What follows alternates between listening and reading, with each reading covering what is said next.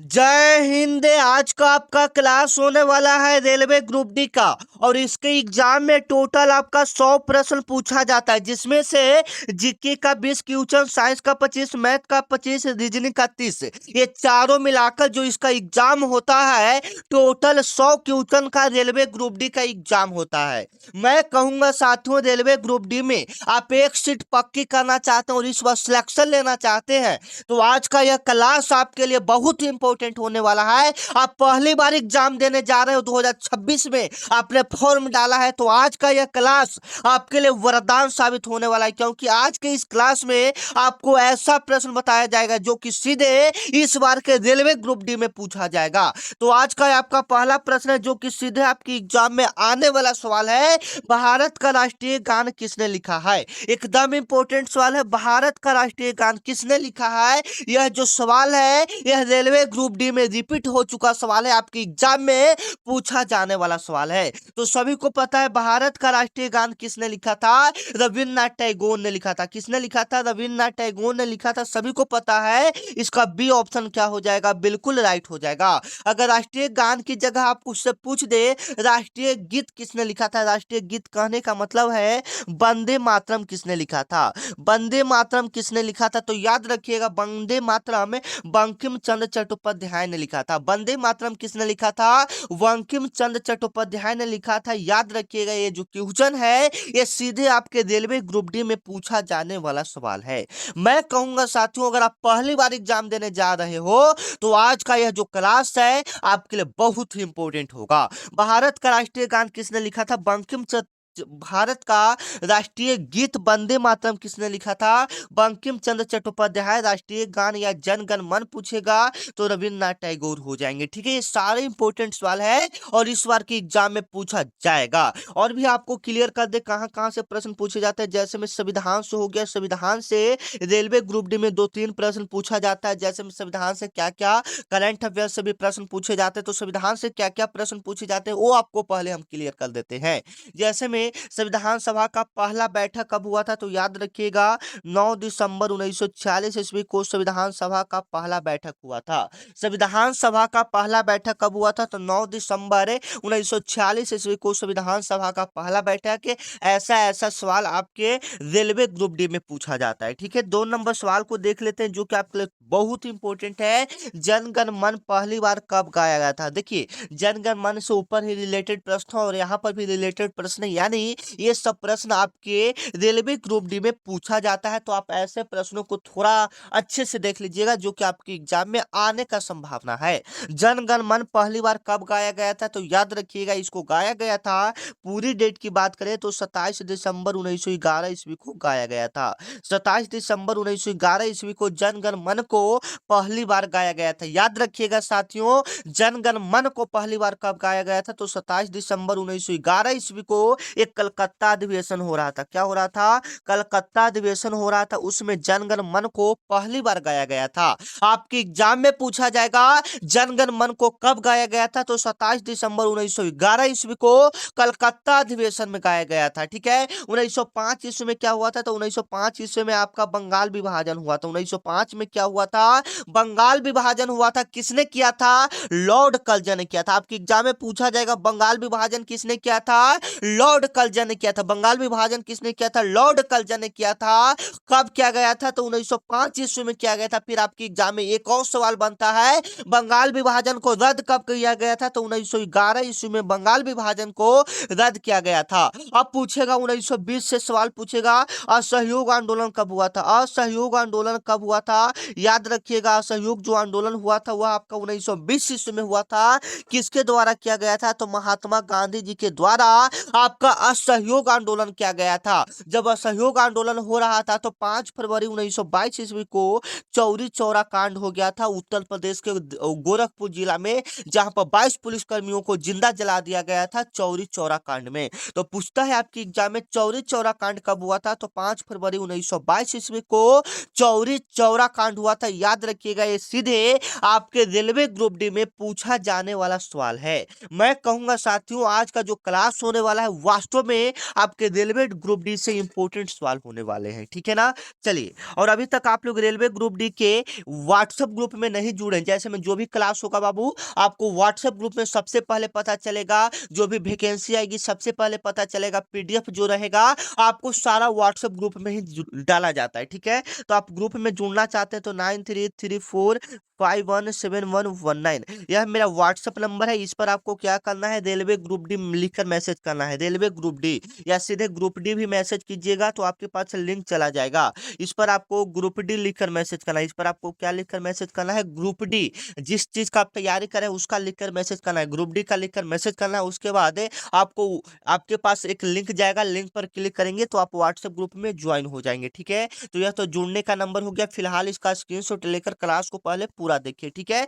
भारतीय संविधान कब लागू हुआ, एकदम इंपॉर्टेंट सवाल है कि भारत के संविधान को कब लागू किया गया, एकदम इंपॉर्टेंट सवाल है। तो याद रखिएगा, भारत के संविधान को कब लागू किया गया, आपका भी जवाब आना चाहिए। तो सभी बच्चे को पता होगा भारत का जो संविधान है इसको लागू किया गया था 26 जनवरी 1950 ईस्वी को। इसको कब लागू किया गया था, 26 जनवरी 1950 ईस्वी को। बी ऑप्शन इसका क्या हो जाएगा, बिल्कुल राइट हो जाएगा। भारत के संविधान को कब लागू किया गया था, 26 जनवरी 1950 ईस्वी को भारत के संविधान को लागू किया गया था। भारत के संविधान को किसने लिखा था, भारत के संविधान को किसने लिखा था, भीमराव अंबेडकर ने लिखा था। किसने लिखा था, भीमराव अंबेडकर ने लिखा था। इनको लिखने में जो टोटल समय लगा था वह लगा था 2 साल 11 माह 18 दिन का समय लगा था। 2 साल 11 माह 18 दिन का समय लगा था, संविधान को बनाने में लगा था। संविधान कब तक बनकर तैयार हो गया था, तो 26 नवंबर 1949 ईस्वी तक संविधान बनकर तैयार था। लेकिन इसको लागू कब किया गया था, तो 26 जनवरी 1950 ईस्वी को आपको संविधान को लागू किया गया था। जो सवाल का जवाब आपको आए आप उसका जवाब कमेंट में देते चलिएगा। चलिए, 4 नंबर काफी इंपॉर्टेंट सवाल है जो कि इस बार के रेलवे ग्रुप डी के एग्जाम में पूछा जा सकता है। भारत का सबसे बड़ा राज्य क्षेत्रफल के अनुसार कौन सा है, भारत का सबसे बड़ा राज्य क्षेत्रफल के अनुसार कौन सा है। तो याद रखिएगा, भारत का जो सबसे बड़ा राज्य क्षेत्रफल के हिसाब से वो आपका राजस्थान हो जाएगा। क्या हो जाएगा, राजस्थान। अगर पॉपुलेशन के हिसाब से, अच्छा पहले इसका हम लोग क्षेत्रफल की बात कर ले कि राजस्थान सबसे बड़ा है तो इसका क्षेत्रफल कितना है। तो याद रखिएगा, इसका क्षेत्रफल है आपका 3,42,239 किलोमीटर है। राजस्थान का टोटल क्षेत्रफल कितना है, 3,42,239 किलोमीटर राजस्थान का टोटल क्षेत्रफल है। अगर जनसंख्या के हिसाब से पूछेंगे तो उत्तर प्रदेश सबसे बड़ा राज्य हो जाएगा। जनसंख्या के हिसाब से जनसंख्या के हिसाब से भारत का सबसे बड़ा राज्य कौन सा हो जाएगा, उत्तर प्रदेश हो जाएगा। याद रखिएगा, ये सीधे आपकी एग्जाम में आने वाला सवाल है। यह पूछा जाता है कि भारत में सबसे ज्यादा वन का विस्तार कहाँ है, भारत में सबसे ज्यादा वन आपका कहां पाया जाता है, तो मध्य प्रदेश में पाया जाता है। जो भी प्रश्न आपको बता रहे हैं वो सीधे रेलवे ग्रुप डी में आने वाला सवाल है। और अभी तक चैनल को सब्सक्राइब नहीं किए हैं तो चैनल को सब्सक्राइब कर लीजिए, क्योंकि आज आपका क्लास पहला होने वाला है, प्रैक्टिस सेट 1 होने वाला है। ऐसे ही अगर आप डेली क्लास करना चाहते हैं तो चैनल को आप लोग सब्सक्राइब कर लीजिए, क्योंकि इस चैनल पर आपको पूरा रेलवे ग्रुप डी का तैयारी करवाया जाएगा। पूरा अगर आप रेलवे ग्रुप डी का तैयारी करना चाहते हैं तो एकमात्र यही चैनल है जहां पर आपको पूरी तरह से तैयारी करवाया जाएगा। तो चैनल को आप लोग सब्सक्राइब कर लीजिए, क्योंकि अगर आप पूरी तैयारी करना चाहते हैं तो रेलवे ग्रुप डी का एकमात्र ऐसा चैनल है जहां पर आपको परीक्षा तक डेली तैयारी करवाया जाएगा, ठीक है ना। और सारा चीज आपका तैयारी करवाया जाएगा, ठीक है। आगे चलिए, रेलवे बोर्ड का स्थापना कब हुआ था, रेलवे बोर्ड का आपका स्थापना कब हुआ था। तो याद रखिएगा, 1905 ईस्वी में आपका रेलवे बोर्ड का स्थापना हुआ था। रेलवे बोर्ड का स्थापना कब हुआ था, 1905 ईस्वी में हुआ था। रेलवे बोर्ड का स्थापना कब हुआ था, 1905 ईस्वी में हुआ था। और 1905 ईस्वी में आपका बंगाल विभाजन भी हुआ था। तो दोनों को याद रखिएगा, दोनों आपके एग्जाम के लिए काफी इंपॉर्टेंट है, ठीक है। आगे चलिए, 6 नंबर आपका सवाल क्या कर रहा है जो कि आपके लिए काफी इंपॉर्टेंट है। भारत का सबसे लंबा रेलवे प्लेटफॉर्म कहाँ स्थित है, भारत का सबसे लंबा रेलवे प्लेटफॉर्म कहाँ स्थित है। तो याद रखिएगा, वो आपका हुबली में स्थित है। कहाँ में स्थित है, हुबली में। हुबली अब कहाँ में हो जाएगा, तो कर्नाटक में हो जाएगा। भारत का सबसे लंबा रेलवे प्लेटफॉर्म कौन सा हो जाएगा? हुबली हो जाएगा। और यह कहाँ में स्थित है? तो कर्नाटक में स्थित है। सी ऑप्शन आपका क्या हो जाएगा दोस्तों? बिल्कुल सही हो जाएगा। ये सीधे आपके एग्जाम में आने वाला सवाल है। भारत का सबसे लंबा रेलवे प्लेटफॉर्म कौन सा हो जाएगा? हुबली रेलवे जंक्शन हो जाएगा, जो कि आपका कर्नाटक में स्थित है। 7 नंबर आपका सवाल क्या कह रहा है, जो कि आपके लिए काफी इंपॉर्टेंट है। भारत की पहली महिला प्राइम मिनिस्टर कौन थी? भारत की पहली महिला प्रधानमंत्री कौन थी? तो सभी को पता है, इंदिरा गांधी जी हो जाएंगे। कौन हो जाएंगे? इंदिरा गांधी जी हो जाएंगे। अगर महिला प्रधानमंत्री की जगह महिला राष्ट्रपति यानी प्रेसिडेंट की बात कर दे तो प्रतिभा पाटिल जी हो जाएंगे। ए ऑप्शन आपका क्या हो जाएगा? बिल्कुल राइट हो जाएगा। ए ऑप्शन इसका क्या हो जाएगा? बिल्कुल राइट हो जाएगा। भारत की पहली महिला राष्ट्रपति कौन हो जाएंगे? प्रतिभा पाटिल हो जाएंगे। राष्ट्रपति प्रतिभा पाटिल और प्रधानमंत्री पूछेगा तो इंदिरा गांधी जी हो जाएंगे। ठीक है, आगे चलिए। 8 नंबर आपका सवाल है, जो कि सीधे आपके एग्जाम में आने वाला सवाल है। नारा से भी रेलवे ग्रुप डी में एक सवाल पूछा जाता है, और आप लोग बताइएगा एक बार आप लोग को क्लास कैसा लग रहा है। ठीक है, ये एक बात जरूरी है, आप लोग बता दीजिए आप लोग को क्लास कैसा लग रहा है, या क्लास में कुछ सुधार करना चाहिए, ये भी आप लोग बता दीजिए। ठीक है ना, ताकि आप लोग बता पाएंगे तभी ना हम कुछ सुधार कर पाएंगे। ठीक है ना, चलिए। जय जवान जय किसान का नारा किसने दिया था? जय जवान जय किसान का नारा किसने दिया था? एकदम इंपॉर्टेंट सवाल है और इस बार के एग्जाम में पूछा जा सकता है। तो जय जवान जय किसान का नारा किसने दिया था? लाल बहादुर शास्त्री ने दिया था। जय जवान जय किसान का नारा किसने दिया था? लाल बहादुर शास्त्री ने दिया था। बी ऑप्शन इसका क्या हो जाएगा? बिल्कुल राइट हो जाएगा। लाल बहादुर शास्त्री ने जय जवान जय किसान का नारा दिया था। अगर आपके एग्जाम में महात्मा गांधी जी से रिलेटेड पूछा जाए, करो या मरो का नारा किसने दिया था? करो या मरो का नारा किसने दिया था? तो याद रखिएगा, करो या मरो का नारा किसने दिया था? महात्मा गांधी जी ने दिया था। ठीक है, आगे चलिए। 9 नंबर सवाल का जवाब आपको देना है कि भारत का राष्ट्रीय पशु कौन सा है? भारत का राष्ट्रीय पशु कौन सा है? आपका जवाब देना है, क्योंकि ये बिल्कुल इजी लेवल का है। तो 9 नंबर का जवाब आप लोग को कमेंट में आना चाहिए। ठीक है, आगे चलिए। 10 नंबर आपका सवाल क्या कह रहा है? विटामिन सी का रासायनिक नाम क्या है? विटामिन सी का रासायनिक नाम क्या है? और देखिए, इस वीडियो में हम लोग जीके को भी कवर करेंगे, साइंस को भी कवर करेंगे, रीजनिंग को भी कवर करेंगे, मैथ को भी कवर करेंगे, ताकि आपको पता चले कि आपके एग्जाम में कैसा कैसा सवाल पूछा जाता है। ठीक है, विटामिन सी का रासायनिक नाम क्या होता है? तो याद रखिएगा, जो विटामिन सी का रासायनिक नाम आपका हो जाएगा वह एस्कॉर्बिक एसिड यानी एस्कॉर्बिक अम्ल हो जाएगा। बी ऑप्शन आपका क्या हो जाएगा? बिल्कुल राइट हो जाएगा। विटामिन सी का रासायनिक नाम क्या होता है? एस्कॉर्बिक अम्ल होता है। बी ऑप्शन आपका क्या हो जाएगा? बिल्कुल राइट हो जाएगा। 11 नंबर आपका सवाल है, gateway of India. Gateway of India कहाँ स्थित है? याद रखिएगा साथियों, गेटवे ऑफ इंडिया कहाँ स्थित है? तो याद हो जाएगा, वो आपका मुंबई में स्थित है। गेटवे ऑफ इंडिया कहाँ स्थित है? मुंबई में स्थित रहेगा। बी ऑप्शन आपका क्या हो जाएगा? बिल्कुल राइट हो जाएगा। गेटवे ऑफ इंडिया कहाँ स्थित है? मुंबई में। बच्चा बच्चा को पता होगा। ठीक है, तो आप सभी का जवाब कमेंट में आना चाहिए, आप जो सवाल का जवाब जा रहे हैं। ठीक है ना, भारतीय रेलवे का मुख्यालय कहाँ स्थित है? भारतीय रेलवे का मुख्यालय कहाँ स्थित है? तो सभी बच्चे को पता है, भारतीय रेलवे का जो मुख्यालय है वो आपका नई दिल्ली में स्थित है। सी ऑप्शन आपका क्या हो जाएगा? बिल्कुल राइट हो जाएगा। भारतीय रेलवे का मुख्यालय आपका कहाँ स्थित है? नई दिल्ली में है। सी ऑप्शन आपका क्या हो जाएगा? बिल्कुल राइट हो जाएगा। अगला नंबर सवाल है, विश्व का सबसे बड़ा महाद्वीप कौन सा है? विश्व का सबसे बड़ा महाद्वीप कौन सा? तो याद रखिएगा साथियों, विश्व का सबसे बड़ा महाद्वीप है एशिया महाद्वीप होता है। कौन सा महाद्वीप होता है? एशिया महाद्वीप होता है। बी ऑप्शन आपका क्या हो जाएगा? बिल्कुल राइट हो जाएगा। विश्व का सबसे बड़ा महाद्वीप कौन सा हो जाएगा? एशिया महाद्वीप हो जाएगा। B option is the right answer. 14 नंबर आपका सवाल है, चंद्रयान 3 मिशन किस संगठन द्वारा लॉन्च किया गया था? सबसे पहले तो आपके एग्जाम में करंट अफेयर से भी हाल फिलहाल का जो करंट अफेयर्स रहता है, जो घटना हुआ रहता है, वो वाला प्रश्न पूछता है। तो जैसे में चंद्रयान 3 हो सकता है पूछ ले, तो याद कीजिएगा चंद्रयान 3 को कब लॉन्च किया गया था? किससे बच्चा को पता है? 2024 में कि 25 में कि 26 में? बताइए।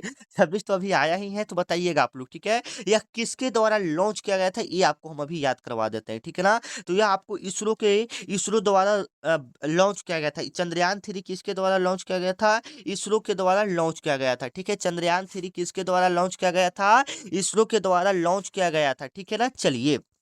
और उसका जवाब दीजिएगा चंद्रयान थ्री को कब लॉन्च किया गया था। ठीक है, भारतीय संविधान का जनक किन्हें कहा जाता है, एकदम इंपॉर्टेंट सवाल है साथियों, आप इसका जवाब कमेंट में दीजिएगा। भारतीय संविधान का जनक किन्हें कहा जाता है, तो डॉक्टर भीमराव अंबेडकर को कहा जाता है। ठीक है ना। संविधान को बनाने में टोटल जो खर्च आया था लगभग 64 लाख रुपया आया था। देखिए, सबसे पहले संविधान बनाने का शुरुआत हुआ ना, संविधान बनाने का जब शुरुआत हुआ तो याद रखिएगा, सबसे पहले जो एग्जाम में पूछा जाता है कि संविधान बनाने का पहला बैठक कब हुआ था, 9 दिसंबर 1946 ईस्वी को हुआ था। 9 दिसंबर 1946 ईस्वी को संविधान बनाने का पहला बैठक हुआ था। संविधान बनाने का पहला बैठक कब हुआ था, 9 दिसंबर 1946 ईस्वी को आपका संविधान बनाने का पहला बैठक हुआ था। कहाँ में हुआ था, नई दिल्ली में हुआ था। संविधान बनाने का पहला बैठक कहाँ में हुआ था, नई दिल्ली में 9 दिसंबर 1946 ईस्वी को हुआ था। ठीक है ना। फिर धीरे धीरे जब आपका भारत हुआ, मतलब धीरे धीरे संविधान लिखे जाने लगे, तो इसमें दो अध्यक्ष बनाया गया, एक आपका अस्थायी अध्यक्ष बनाया गया और एक आपका अस्थायी अध्यक्ष बनाया गया। जहां से सवाल आपके हर साल एग्जाम में पूछे जाते हैं। अस्थायी अध्यक्ष कौन थे, तो डॉक्टर राजेंद्र प्रसाद थे। अस्थायी अध्यक्ष कौन थे, डॉक्टर राजेंद्र प्रसाद थे। और अस्थायी अध्यक्ष कौन थे, तो याद रखिएगा अस्थायी अध्यक्ष आपका डॉक्टर सच्चिदानंद सिन्हा थे। ठीक है ना, ये भी याद रखिएगा। चलिए 17 नंबर आपका सवाल क्या कर रहा है, पृथ्वी का सबसे बड़ा महासागर कौन सा है। ठीक है ना, एकदम वेरी वेरी इंपॉर्टेंट सवाल है, जो कि सीधे रेलवे ग्रुप डी में पूछा जा सकता है कि पृथ्वी का सबसे बड़ा महासागर कौन सा है। पृथ्वी का सबसे बड़ा महासागर कौन सा है, तो याद रखिएगा प्रशांत महासागर हो जाएगा। डी ऑप्शन आपका क्या हो जाएगा, बिल्कुल राइट हो जाएगा। पृथ्वी का सबसे बड़ा महासागर कौन सा हो जाएगा, प्रशांत महासागर। डी ऑप्शन आपका क्या हो जाएगा, बिल्कुल राइट हो जाएगा। ये आपके एग्जाम में पूछा जाने वाला सवाल है।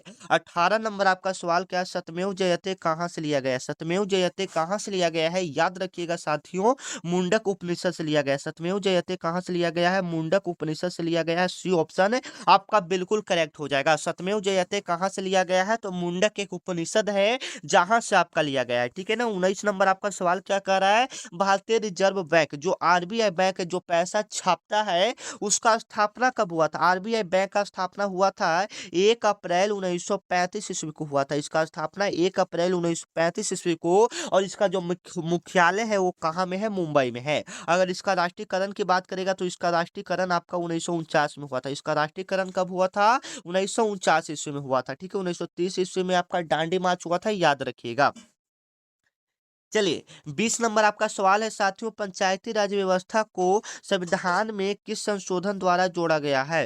पंचायती राज व्यवस्था को संविधान में किस संशोधन द्वारा जोड़ा गया है। ठीक है, याद रखिएगा किस संशोधन द्वारा जोड़ा गया है, तो 73वां संशोधन द्वारा। एक मिनट साथियों, याद रखिएगा किस संशोधन द्वारा जोड़ा गया है, 73वां संशोधन द्वारा 1922 ईस्वी में जोड़ा गया था। 1922 ईस्वी में जोड़ा गया था, याद रखिएगा। चलिए अब आपका हम लोग देखिए, जैसे में जीके करंट अफेयर्स मिलाकर आपका जीके का 20 क्वेश्चन रेलवे ग्रुप डी में पूछा जाता है। देखिए, सभी का एक लॉजिक होना चाहिए कि हम कैसे सॉल्व करें ताकि हमारा ज्यादा टाइम बचे और ज्यादा स्कोर हो। तो देखिए, जीके में तो आपका 20 क्वेश्चन सही मतलब 20 क्वेश्चन पूछा जाता है, तो जिसमें से आपका 18-17 का टारगेट रखना है कि इतना प्रश्न हमको सही हो जाए। ठीक है ना, और सही भी हो जाएगा, क्योंकि जो प्रश्न पूछे जाते हैं बाबू, थोड़ा सा 10th लेवल का रहता है, तो थोड़ा सा सिंपल लेवल का ही पूछा जाता है। ठीक है, अगर थोड़ा सा मेहनत कर देंगे आप लोग तो रेलवे ग्रुप डी में सिलेक्शन आपका हो सकता है। ठीक है ना। और साइंस का आपका 30 प्रश्न पूछा जाता है। साइंस का कितना प्रश्न, 30 प्रश्न। तो साइंस के भी कुछ इंपोर्टेंट प्रश्न को देख लेते हैं, जो जैसा कि आपके एग्जाम में पूछा जाता है। ठीक है ना, तो चैनल को अभी तक सब्सक्राइब नहीं किया साथियों,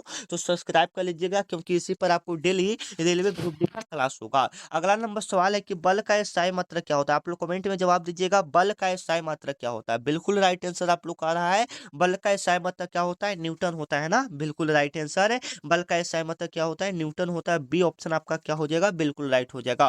वाट किसका होगा, कोई बच्चे बता सकते हैं वाट किसका। दाब का एसआई मात्रक क्या होता है, पास्कल होता है। दाब का एसआई मात्रक क्या होता है, पास्कल।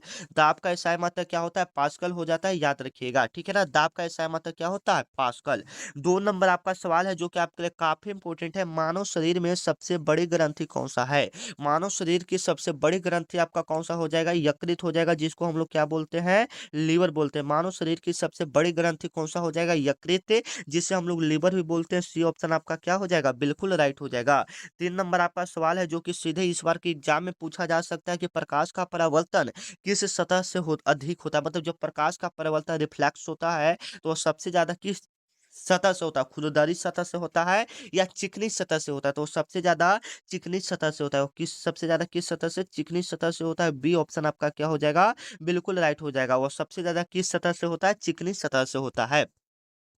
चलिए 4 नंबर आपका सवाल है कि जल का रासायनिक सूत्र क्या होता है? जल का रासायनिक सूत्र क्या होता है? याद रखिएगा, जल का जो रासायनिक सूत्र होता है वो आपका होता है H2O होता है, हाइड्रोजन ऑक्साइड होता है। H2O का मतलब क्या होता है? हाइड्रोजन ऑक्साइड होता है, ठीक है ना? H2O होता है जिसका रासायनिक सूत्र क्या होता है? मतलब जल का रासायनिक सूत्र क्या होता है?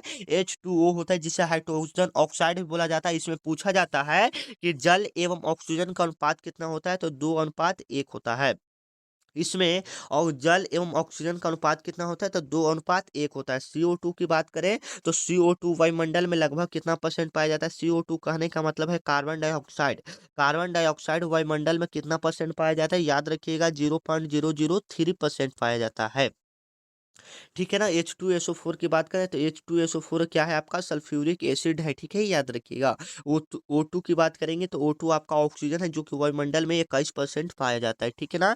जिससे हम लोग सांस लेते हैं। अगला नंबर सवाल है, पौधों में भोजन बनाने की प्रक्रिया क्या कहलाती है? पौधों में भोजन बनाने की प्रक्रिया क्या कहलाती है? याद रखिएगा साथियों, पौधों में जो भोजन बनाने का प्रक्रिया है वो आपका क्या कहलाता है? प्रकाश संश्लेषण कहलाता है। क्या कहलाता है? प्रकाश संश्लेषण कहलाता है। सी ऑप्शन आपका क्या हो जाएगा? बिल्कुल राइट हो जाएगा। क्या कहलाता है? प्रकाश संश्लेषण कहलाता है। C option is the right answer. 6 नंबर आपका सवाल है, अच्छे से देख लीजिएगा। 6 नंबर आपका सवाल क्या कह रहा है? मनुष्य के हृदय में कितने कक्ष होते हैं? मनुष्य के हृदय में आपका कितने कक्ष होते हैं? एकदम इंपॉर्टेंट सवाल है, तो याद रखिएगा, मनुष्य के हृदय में कितने कक्ष होते हैं?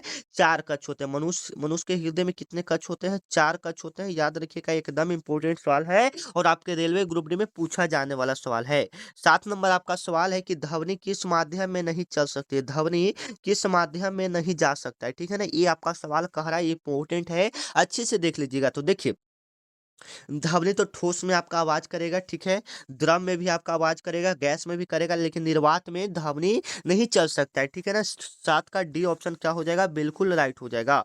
8 नंबर आपका सवाल है जो कि साइंस में पूछा जाता है कि सबसे हल्की धातु कौन सा है? सबसे हल्की धातु कौन सा है? तो बिल्कुल राइट आंसर लिथियम हो जाएगा। सबसे भारी धातु की बात करेगा तो ऑस्मियम हो जाता है। सबसे भारी धातु कौन सा हो जाता है? ऑस्मियम। और सबसे हल्की धातु क्या हो जाता है? लिथियम। सोडियम Na, जिसे चाकू से सरलतम से काटा जा सकता है। जैसे में आपके एग्जाम में पूछा जाएगा कि इसे चाकू से काटा जा सकता है, तो सोडियम को चाकू से काटा जा सकता है। सोडियम और पोटेशियम को चाकू से आसानी से काटा जा सकता है, ठीक है ना? आपके एग्जाम में कभी कभी पूछ लिया जाता है, इसलिए आपको क्लियर करवा देना है, ठीक है ना? अगला नंबर सवाल क्या कर रहा है? विद्युत धारा का एसआई मात्रक क्या होता है? आप लोग बताइएगा साथियों, विद्युत धारा का एसआई मात्रक क्या होता है? विद्युत धारा का एसआई मात्रक क्या होता है? तो याद रखिएगा, सभी बच्चे को पता होगा या जिनको पता है आप इसका जवाब कमेंट में दीजिएगा। विद्युत धारा का एसआई मतलब आपका एम्पियर होता है। सी ऑप्शन आपका क्या हो जाएगा? बिल्कुल राइट हो जाएगा। और ओम किसका होता है? कोई बच्चे बता सकते हैं ओम किसका एसआई मतलब होता है? वोल्ट किसका होता है? और वाट किसका होता है? ये तीनों चारों को आप क्लियर कर दीजिए, कमेंट में जवाब दे दीजिए, ठीक है? आगे चलिए। अगला नंबर सवाल है कि लाल रक्त कणिका, लाल रक्त कणिका कहने का मतलब है, कभी कभी इसका शॉर्ट रूप में आरबीसी भी दे देता है। क्या दे देता है? आरबीसी, यानी रेड ब्लड सेल्स भी दे देता है। लाल रक्त कणिका को कभी कभी आरबीसी दे देता है, जिसका पूरा नाम रेड ब्लड सेल्स होता है। इसका निर्माण कहाँ होता है? इसका निर्माण कहाँ होता है? तो याद रखिएगा, इसका निर्माण अस्थि मज्जा में होता है। और इसका जो जीवन काल होता है वह लगभग कितना दिनों का होता है? लगभग 120 दिनों का होता है। लगभग कितना दिनों का होता है? 120 दिनों का होता है, ठीक है? आगे चलिए। अगला नंबर सवाल है, इंसुलिन किस रोग से संबंधित है? ठीक है ना? एकदम इंपॉर्टेंट है कि इंसुलिन किस रोग से संबंधित है? तो याद रखिएगा, यह मधुमेह से संबंधित है। यह किससे संबंधित है? मधुमेह से। इंसुलिन किस रोग से संबंधित है? मधुमेह से संबंधित है। बी ऑप्शन आपका क्या हो जाएगा? बिल्कुल राइट हो जाएगा। सबसे कठोर प्राकृतिक पदार्थ कौन सा है? सबसे कठोर प्राकृतिक पदार्थ आपका क्या हो जाएगा? हीरा हो जाएगा। सी ऑप्शन आपका क्या हो जाएगा? बिल्कुल राइट हो जाएगा। सबसे कठोर प्राकृतिक पदार्थ क्या हो जाएगा बाबू? हीरा हो जाएगा। C option is the right answer. 15 नंबर आपका सवाल क्या कर रहा है? तापमान का एसआई मतलब क्या होता है? तापमान का आपका एसआई मतलब क्या होता है? याद रखिएगा, तापमान का जो एसआई मात्रक आपका होता है वो क्या होता है साथियों? तो केल्विन होता है। तापमान का एसआई मतलब क्या होता है? केल्विन। जो तापमान को हम लोग मापते हैं वो ज्यादातर केल्विन में मापते हैं, या इसका ऐसा मतलब कहें तो केल्विन होता है, ठीक है ना। मानव शरीर का तापमान कितना डिग्री सेल्सियस होता है, कोई बच्चे बता सकते हैं कितना डिग्री सेल्सियस होता है और कितना फ़ारेनहाइट होता है, ठीक है। सेल्सियस में पूछेगा तो 37 डिग्री सेल्सियस होता है, अगर फ़ारेनहाइट में पूछेगा तो 98.6 डिग्री फ़ारेनहाइट होता है, ठीक है ना। आगे चलिए, अगला नंबर सवाल है कि मानव शरीर में कुल कितना हड्डियां होती है। मानव शरीर में कुल कितना हड्डियां होती है, तो बताइएगा साथियों। मानव शरीर में जो टोटल हड्डियां पाई जाती है वो लगभग 206 पाया जाता है। कितना पाया जाता है? 206 हड्डियां पाई जाती है, ठीक है ना। आगे चलिए, 17 नंबर आपका सवाल है, ओजोन परत हमें किससे बचाती है। ओजोन परत हमें किससे बचाती है, तो याद याद रखिएगा, ओजोन परत हमें किससे बचाती है, तो याद रखिएगा यह परावैंगनिक किरणों से बचाती है। किससे बचाती है? परावैंगनिक किरणों से बचाती है। बी ऑप्शन आपका क्या हो जाएगा? बिल्कुल राइट हो जाएगा। यह किससे बचाती है? तो परावैंगनिक किरणों से बचाती है। 18 नंबर आपका सवाल है साथियों, जो कि सीधे आपकी एग्जाम में पूछा जा सकता है कि विद्युत बल्ब का फिलामेंट किस धातु का बना होता है। विद्युत बल्ब का फिलामेंट किस धातु का बना होता है, तो टंगस्टन का बना होता है। किसका बना होता है? टंगस्टन का बना होता है। सी ऑप्शन आपका क्या हो जाएगा? बिल्कुल राइट हो जाएगा। 19 नंबर आपका सवाल है कि लाल रक्त कणिका सॉरी रक्त का जो लाल रंग होता है वह किसके कारण होता है, तो हीमोग्लोबिन के कारण होता है। लाल का जो खून का जो लाल रक्त होता है वह किसके कारण होता है? हीमोग्लोबिन के कारण होता है। या पेड़ का पत्ता हरा होता है वह किसके कारण होता है? क्लोरोफिल के कारण होता है। वह किसके कारण होता है, तो क्लोरोफिल के कारण होता है, ठीक है ना। चलिए, 20 नंबर आपका सवाल है कि मानव श्वसन तंत्र का प्रमुख अंग कौन सा। मानव श्वसन तंत्र का प्रमुख अंग कौन सा हो जाएगा, तो याद रखिएगा फेफड़ा हो जाएगा। क्या हो जाएगा? फेफड़ा हो जाएगा। बी ऑप्शन आपका क्या हो जाएगा? बिल्कुल राइट हो जाएगा। तो आप यहाँ से देख सकते हैं आपके रेलवे ग्रुप डी के साइंस में कैसे प्रश्न पूछते हैं, ठीक है ना। इसके बाद हम लोग एक दो मैथ को भी कवर कर लेते हैं, ठीक है ना। तो चलिए, दो संख्याओं का एचसीएफ यानी दो संख्याओं का मसद 6 एलसीएम 180 है। यदि एक संख्या 30 है तो दूसरी संख्या क्या होगा। दूसरी संख्या पूछ रहे हैं साथियों, तो कैसे बनाना है थोड़ा सा ध्यान से देखिएगा। सबसे पहले एचसीएफ और लसा इतना दिया है और एक संख्या 30 भी दिया गया है, तो इसका फॉर्मूला होता है ए गुना बी बराबर एलसीएम गुना एचसीएफ होता है। एलसीएम गुना क्या होता है? एचसीएफ होता है, ठीक है ना। एलसीएम गुना क्या होता है? एचसीएफ होता है। तो ए कौन सा हो जाएगा? पहली संख्या हो जाएगा 30 और बी का छोड़ देंगे, बी दूसरी संख्या है। ये वाला फॉर्मूला जब लसम और सब पहली संख्या दिया रहे तब आपको ये फॉर्मूला बैठाना है, ठीक है ना। और एच सी एफ आप एलसीएम 180 और एच सी एफ कितना दिया है? 6 दिया है, ठीक है ना। तो देखिएगा, जैसे में यहाँ से 30 से 180 काटेंगे, कितना बार में काटेंगे? 6 बार में काटेंगे, कटेगा 6 बार में।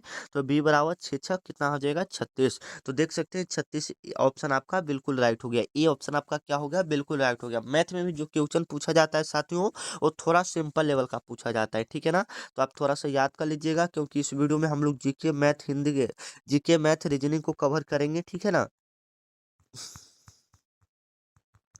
और अभी तक आप लोग चैनल को सब्सक्राइब नहीं किए हैं साथियों, तो चैनल को सब्सक्राइब कर लीजिएगा, क्योंकि यह प्रैक्टिस सेट 1 है और इस पर डेली आपको इंपॉर्टेंट क्लास करवाया जाता है। डेली अगर आप रेलवे ग्रुप डी का क्लास करना चाहते हैं तो चैनल को आप लोग क्या कर लीजिए, एक बार सब्सक्राइब कर लीजिए, ठीक है ना। तो मिलते हैं नेक्स्ट वीडियो में, तब तक के लिए जय हिंद, जय भारत।